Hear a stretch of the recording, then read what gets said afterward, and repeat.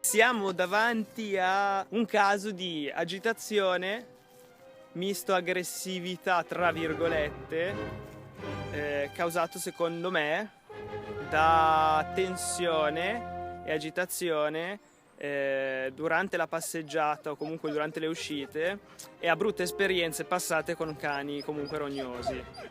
Perché questo cane che abbiamo qua davanti, nonostante tutti possano pensare che sia un serial killer, per l'aspetto è un cane in realtà molto buono, che però ha un certo DNA e che quindi diciamo non si comporterà mai da pecorella, soprattutto se viene istigato da dei cani istigatori. Noi non interveniamo in modo corretto. Il lavoro che dobbiamo fare con lui è calmare un po' l'agitazione, portarlo a uno stato mentale di tranquillità, quindi di conseguenza far passare quell'aggressività che deriva appunto da questa tensione. E adesso abbiamo appena perso una ripresa importantissima in cui il mio cane da libero si è avvicinato e lui gli ha ringhiato, ma non perché è cattivo, ma perché, dato che ha avuto delle esperienze passate con cani poco equilibrati, lui va sulla difensiva preventiva, cioè dice io ti ringhio e inizio subito a dirti quello che ti devo dire,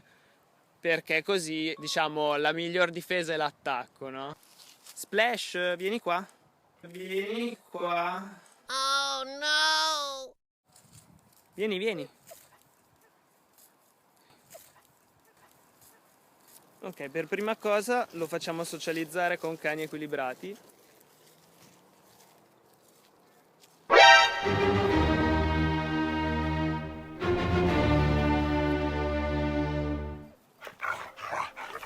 Via, via, via. Ecco. Ok.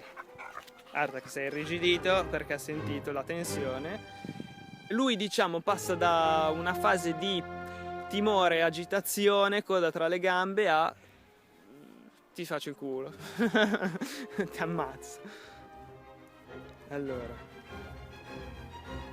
la cosa che noi dobbiamo fare è non tenerlo davanti a noi, non generare tensione sul guinzaglio e non strattonarlo, perché quando il cane sente una forza spiacevole, già lui reagisce così perché non si sente a suo agio nella situazione, no? Se in più noi applichiamo uno stimolo, diciamo una forza avversativa, che significa qualcosa di spiacevole, lui non capisce non lo faccio perché se no succede qualcosa di spiacevole, cioè mi tiri col guinzaglio, ma capisce che alla situazione negativa si aggiunge qualcos'altro di negativo e quindi peggiora la situazione. Invece quello che dobbiamo fare è cercare di avere un guinzaglio semilungo, perché il tuo vedi va in tensione molto molto in fretta, e interrompergli il contatto visivo semplicemente facendo dei cambi di direzione, onde evitare che lui si senta davanti e in potere di dover gestire lui la situazione. Il fatto di tenere il guinzaglio così lungo fa sì che lui abbia più tempo prima che il guinzaglio vada in tensione e quindi dovrebbe generargli meno frustrazione in quanto non è ancorato a noi e quindi non riesce a fare più di 1 metro. Cosa importante comunque da fare, diciamo, è che quando lui parte e si genera la tensione, noi non facciamo neanche un passo verso dove lui vuole che noi lo seguiamo. Quindi gli diamo comunque un limite di raggio. Vedi, lui adesso dice il mio cane, io faccio tac tac e me ne vado via. Le riprese faranno vomitare proprio. Visto? In questo caso io preferisco usare la pettorina, perché se lui tira così tanto e il collo è una zona delicata per il cane, infatti se tu vedi i cani che sottomettono gli altri cani cercano di mordere al collo, quindi il fatto di sentire tensione sul collo poi gliela genera lui ed è difficile calmarlo. Certo, diciamo col collare riesci a evitare che lui si annusa le robe e si fa i fatti suoi, però se tira così tanto è quasi coercitivo. Vedi che è più contento, è più rilassato perché non ha... No, è libero di, capito? Di cazzeggiare un pochino. E io lo faccio muovere in maniera rilassata, non gli parlo, perché quando noi gli parliamo aggiungiamo carne al fuoco e quindi lui, se si dice così, no? E quindi lui si agita e non dobbiamo quindi dargli motivo di agitazione maggiore. Ovvio che se lo libero adesso non ho nessuna garanzia che lui si comporti bene. Quindi prima di liberarlo tu devi essere sicuro, cioè liberarlo puoi liberarlo in situazioni gestibili e la cosa importante in questo caso è avere un richiamo ottimo. Cioè lui lo devi chiamare, lui deve venire sempre.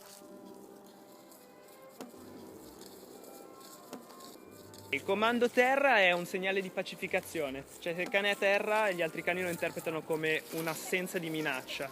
Ok, lui non se li sta filando, anche un po' perché ormai si è abituato alla loro presenza, no?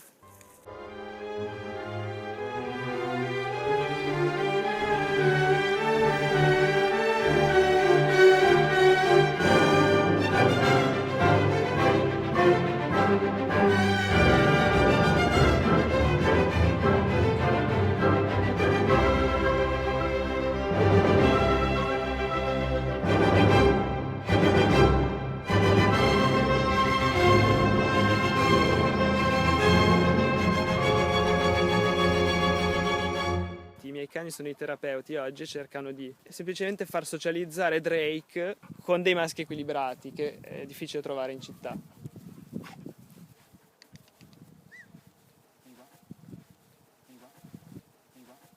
Vedi che già con i miei lui sta fraternizzando, non vuole stabilire nessuna gerarchia, perché quando fanno tutte le cagnare è per stabilire la gerarchia, perché la gerarchia per loro non è chiara.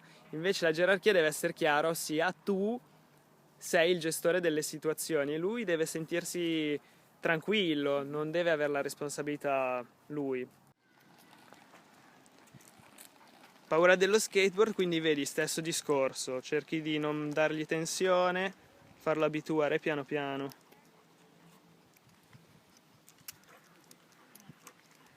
Ok. Ovviamente questa è l'impostazione del lavoro, il lavoro finito richiede un bel impegno.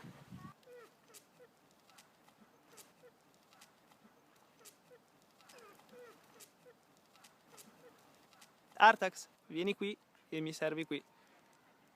Stai fermo qui. Fermo lì. So, c'è un parente.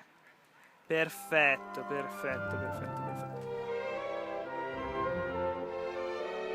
Adesso li abbiamo legati tutti e tre insieme per farli sentire connessi, perché il guinzaglio conduce, diciamo, le nostre energie.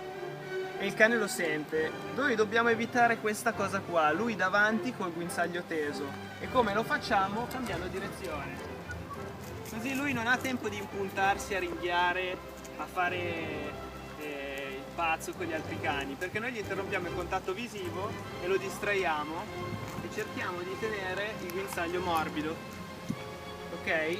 Ogni volta che lui va in tensione, anziché rimanere fermi, come farei per una condotta al guinzaglio semplice, cerco di portarlo sempre a una situazione di rilassatezza, rilassazione.